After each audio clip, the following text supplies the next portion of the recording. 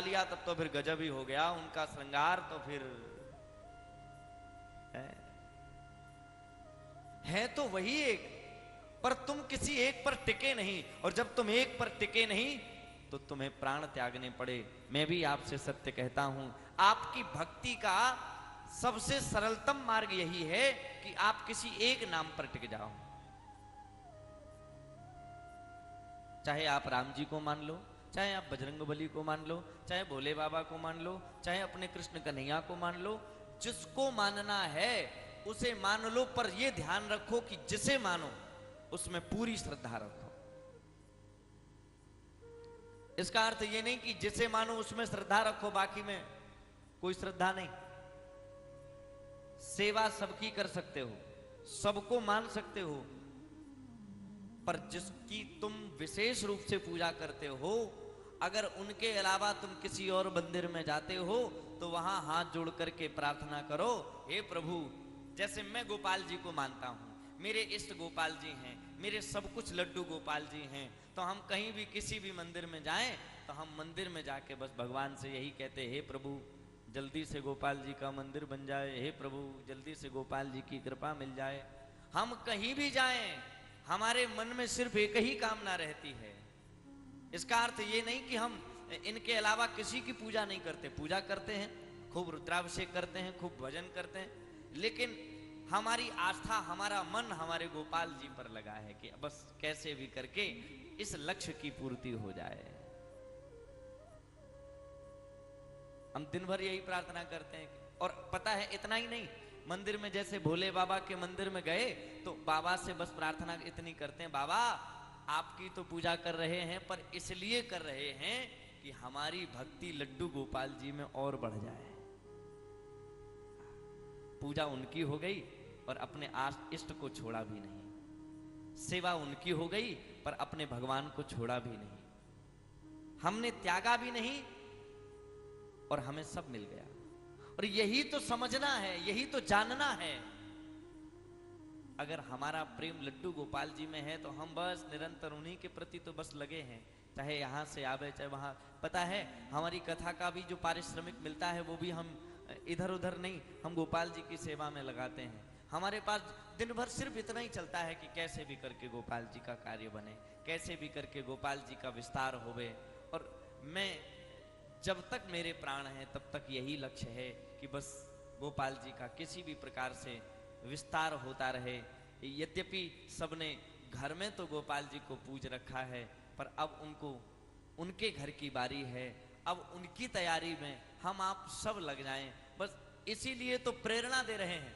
और पता है अगर हमारे द्वारा दी हुई प्रेरणा से आपके मन में लड्डू गोपाल जी की सेवा का मन भाव जगता है तो आप पक्का मानिए कि आपके अंदर लड्डू गोपाल जी का अंश है।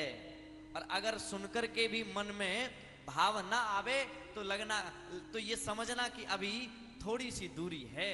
भाव आ जाए तो पक्का समझना, भले ही आज ना कर पाओ सेवा, भले ही आज तुम्हारे पास धन ना हो, पर अगर तुम्हारे मन में ये प्रेरणा जगी कि मैं भी करूंगा सेवा, तो निश्चित मानिए भगवान तुम्हारी सेवा लेना चाह रहे हैं, भगवान तुमसे तुम्हारी सेवा स्वीकार करवाना चाह रहे हैं, तुम्हारे धन को पवित्र करना चाह रहे हैं।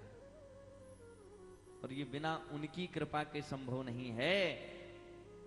लोग धन को अपवित्र तरीके से कमा तो सकते हैं, धन अपवित्र है ये तो बड़ी साधारण बात है, पर धन को पवित्र कर पाना, दान पुण्य कर पाना, ये बहुत बड़ी बात है। और ये भगवान सबसे नहीं करवाते ना, किसी किसी से करवाते हैं, जिस पे भगवान प्रसन्न होते हैं या जिसकी भक्ति से भगवान आह्लादित होते हैं। आहा, चलो आज कृष्ण भक्ति कथा में एक दूसरे भक्त की कथा, जिसने सब कुछ अपना भगवान के प्रति समर्पित कर दिया, जिसने कभी अपना कुछ रखा ही नहीं। अब देखना जरा, मैं आज ऐसे भक्त का चरित्र, भक्तमाल जी में सबसे बृहद चरित्र दो लोगों का आया है। एक तो पीपा जी, ऐसा कोई विरला ही होगा जो नरसिंह जी को ना जानता हो, और जो भगवान को जानता है वो भगवान के भक्त को न जाने, फिर उससे बड़ा एक महात्मा जी थे, वे कहते थे भगवान को जाने न जाने पर भगवान के भक्त को जाने तो महापुण्यशाली, और अगर भगवान को जान लिया भगवान के भक्त को ना जाना तो समझ लो कि अभी उसके पुण्य कम हैं, क्योंकि भक्त से ही भगवान है। तुम भक्त को जान लो, कल्याण हो जाएगा।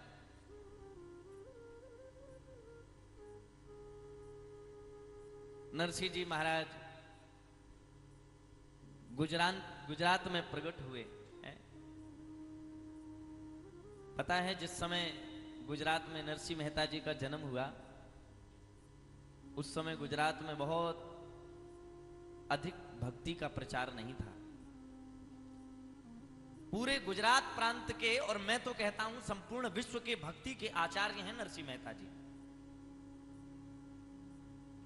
भक्ति कैसे करनी है, भगवान पर विश्वास कैसे करना है, ये नरसिंह मेहता जी से अच्छा कौन जान सकता है, और इनके चरित्र से अच्छा और कहां आप सीख सकते हैं।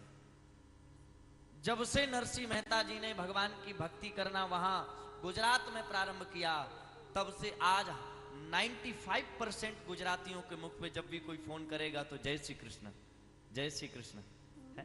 पहले इतना अधिक नहीं था, अब सबके मुख पर जय श्री कृष्ण, जय श्री कृष्ण। ये नरसिंह जी, एक भक्त का प्रभाव इतना है कि वह हर एक वाणी पर भगवान का नाम प्रसारित कर सकता है। अच्छा, मुझे लगता है जब भक्त भगवान के नाम का प्रचार प्रसार करता है तो बदले में भगवान भी तो भक्त का नाम का प्रचार प्रसार करेंगे।